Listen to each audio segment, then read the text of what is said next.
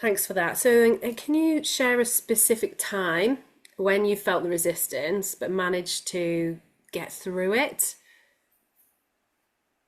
Yeah, I mean, obviously I'm in India. That's a Yeah. massive thing for me. But to be honest, if I'm honest, I feel it all of the time. So within the work that I do with retreat catering, every retreat is different. You never really know what you're going to expect. There's always that little bit of like, oh, this is going a bit out of my comfort zone, no matter how many times you do it. But obviously, the more you do something, the more that sort of lessens a little bit. And with the work that I do as well, the past year or so, I've stepped more into a teaching role and a hosting role, as well as just catering for retreats. And that, again, it's been this sort of stretch where I've had to kind of go, right, I'm now no longer just in the background. I have to actually step into the forefront. Yeah. And then being here in India as well, I have not traveled alone for maybe 10 years. And it was a big thing, not all of the unknowns. I really like to have the information in front of me. And Yeah. with India, I mean, you just can't.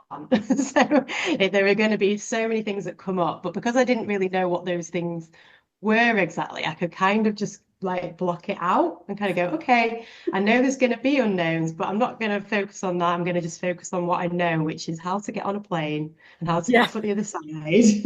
And then at that point, I'll worry about the next bit, you know? That's So. amazing. That's like compartmentalizing, isn't it? And like really understanding what you can and you can't control.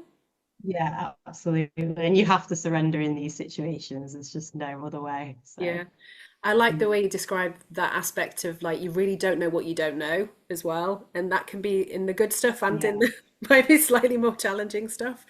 And actually, yeah, yeah. as long as you are focusing on what you can control and like aiming for that, Mhm.